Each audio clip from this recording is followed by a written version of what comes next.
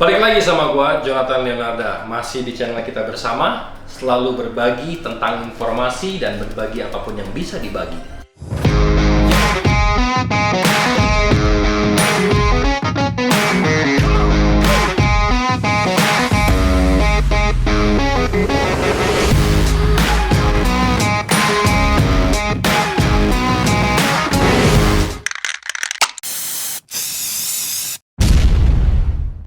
Kali ini gue pengen berbicara tentang satu ekor binatang yang sudah lama banget ada di Indonesia. Dan mungkin sudah banyak orang-orang yang mereview atau ngomongin tentang si binatang ini. Cuman ini versi gue aja, hanya sekedar untuk mengingatkan kembali buat yang belum tahu. Yang sudah tahu, mengingatkan kembali bagi yang sudah tahu. Kalau yang belum tahu, kita belajar sama-sama. Kalau gue ada kesalahan juga monggo banget buat dikoreksi, di komen di bawah. Gue selalu terbuka. Karena secara pribadi gue bukan seorang ekspertis kodok. Gue hanya pencinta binatang, hobis, keeper yang punya sedikit pengalaman, dan itulah yang pengen gue bagi. Nih, di sini.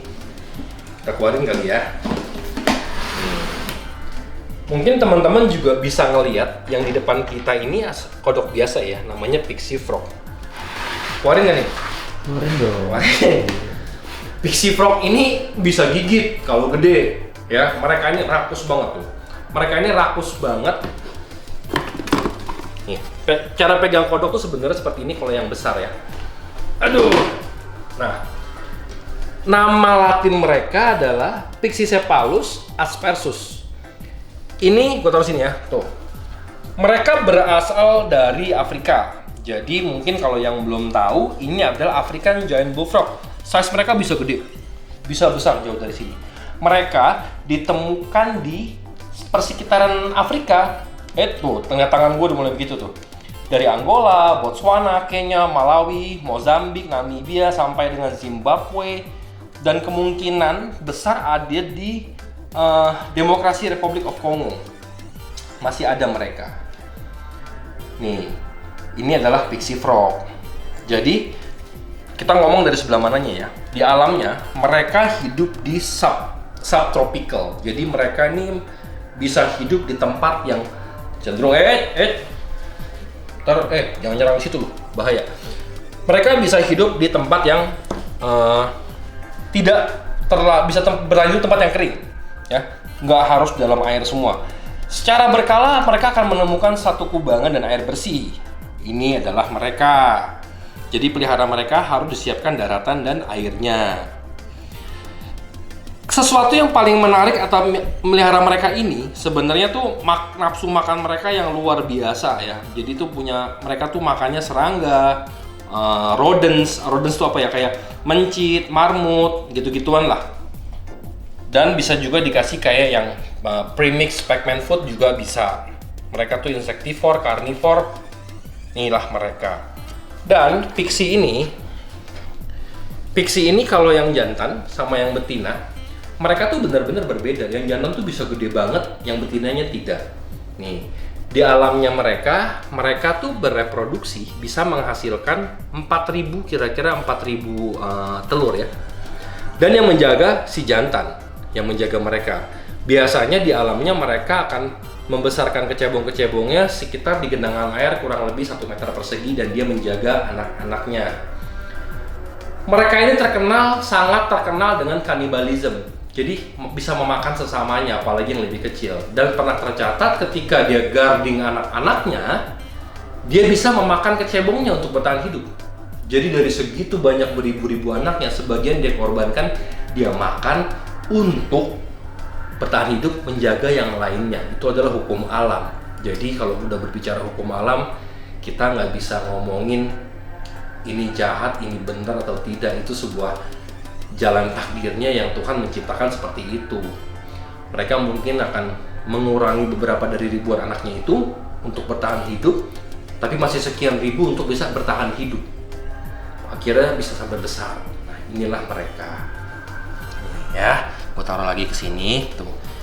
Dan mereka tuh bisa ini loh, bisa well trained, bisa dibikin jinak juga bisa, dia respon sama makanan yang luar biasa.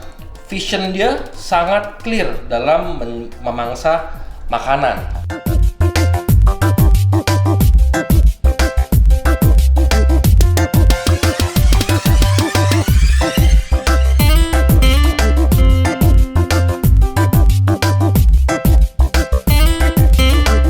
Mereka akan bereproduksi di musim hujan.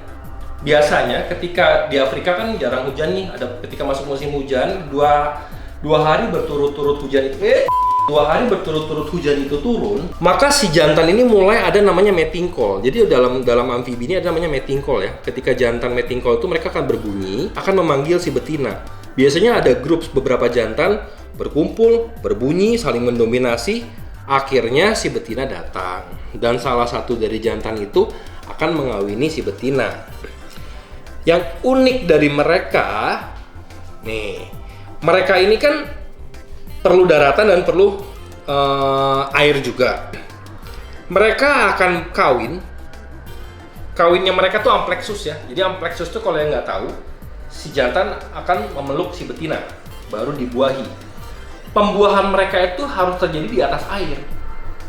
Setelah terjadi betinanya mau buang telur, dibuahi oleh jantan. Setelah itu terfertilasi, turun ke air, dan akhirnya nanti dia menetas sebagai kecebong. Jadi pembuahannya di atas air, baru masuk ke air. Itu sistem reproduksi dia, amplexusnya mereka nih ya. Seperti itu. Tuh, mereka tuh anteng, nggak terlalu rusuh. Tapi kalau gigit, sakit, gua jamin. Dan ini belum besar, ukuran mereka bisa segede gini. Tuh, kira-kira sampai sebesar ini.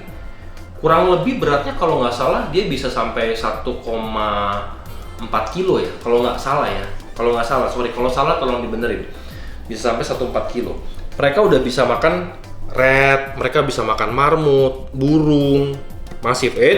Nah kalau udah muter-muter begitu, lihat yang bergerak, kalau dia lapar nih langsung disikat. Gua kalau ngasih makan aja kadang-kadang belum nyampe masuk, dia udah ngantem keluar. Kita tangan goyang-goyang begini nih. Ini kadang-kadang bisa disikat. Jadi hati-hati. Tapi kalau udah kenal sama karakternya, ya mereka tuh nggak seganas itu, enggak kok. Nih, tunggu ya, gua pindahin dulu ke sini biar bisa terambil shootnya dengan cantik. Di captivity atau dipelihara sama di dalam kita yang melihara ini, umur mereka ini bisa panjang sekali. Jadi komitmen pelihara African Bullfrog itu cukup panjang ya, tercatat 35 tahun dan masih hidup. Nah, jadi umur si endut ini bakalan bisa panjang selama feedingnya bener. Oh ya, satu lagi yang mau gue sampaikan, di dalam amfibi ini mereka tidak benar-benar memerlukan UVB. Kalau UVB pun perlu sangat tipis-tipis aja. Kalau gue pribadi gue nggak pakai UVB. Makanya pemberian pakan mereka harus dibarengin dengan suplemen D3 seperti datrok yang di belakang ini. Karena gue tidak menggunakan UVB dan karena metabolisme tubuh mereka berbeda dengan yang lain. Kayak ular nggak perlu UVB. Most of the snakes, hampir semua ular tidak perlu UVB karena mereka pemangsa whole prey. Kalau mereka memangsa whole prey, berarti udah termasuk ada tulang-tulangnya, sum-sumnya, apa semua di dalamnya untuk mereka cerna untuk kesempurnaan asupan nutrisi.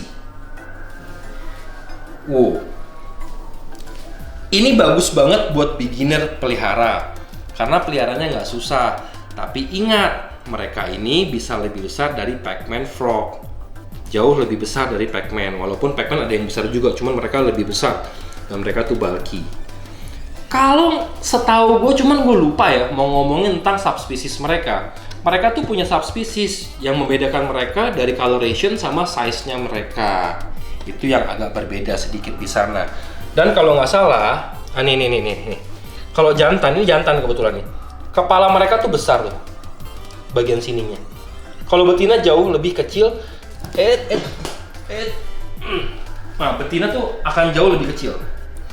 Betina jauh lebih kecil dari ini. Jadi kalau yang piara ini lama, terus nggak gede-gede, ya kemungkinan tuh betina. Kalau jantan pertumbuhannya cukup besar dan mereka ini salah satu amfibi yang punya high metabolism. Jadi makan, terus pupuknya cepet. Nah, Binatang-binatang yang seperti itu yang makan berpupe cepat biasanya bertumbuhnya pun cepat juga. Tapi kalau makan terus digestnya lama, biasanya perlu waktu bertumbuh untuk lama juga. Tapi tidak semua ya. Gua hanya ngomongin sebagai in general. Ntar ya, gua kasih air dulu, kasihan. Kalau air yang gua pakai di sini seperti biasa lah, Purine. Ya. Oke, kita masukin dulu dianya biar aman.